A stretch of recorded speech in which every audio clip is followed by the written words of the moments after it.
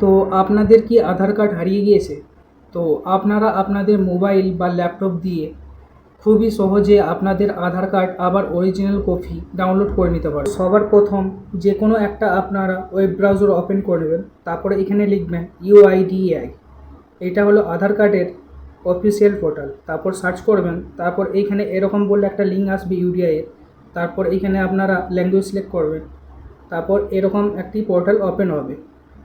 তারপরে এখানে scroll down করবেন আপনারা, তারপরে এইখানে লেখা আছে দেখো গেট আধার।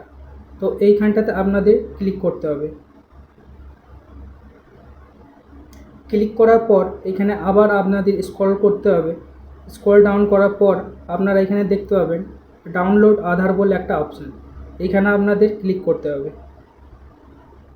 ক্লিক করার পর এরকম আপনাদের ইন্টারফেস শো করবে। তারপর এইখানে আপনাদের যে আধার নাম্বারটি আছেন ওই আধার নাম্বারটি এখানে ফিল করে দেবেন। তো আধার নম্বরটা ফিল করার পর নিচে একটা ক্যাপচার শো করছে, এই ক্যাপচারটা এখানে দেখে দেখে বসিয়ে দেবেন।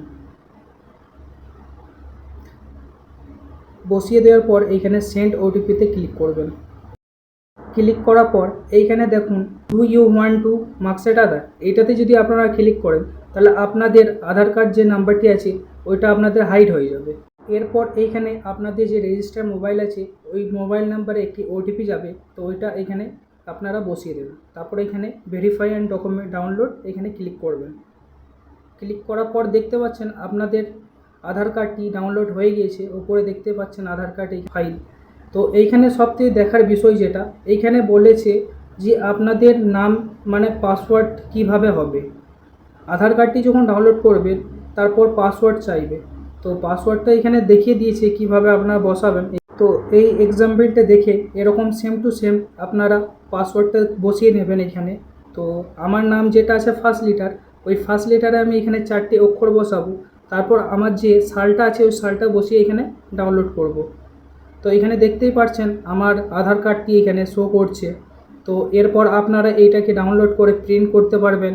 তারপর আপনারা লেমিনেশন করে নেবেন, তাহলে অরিজিনাল হয়।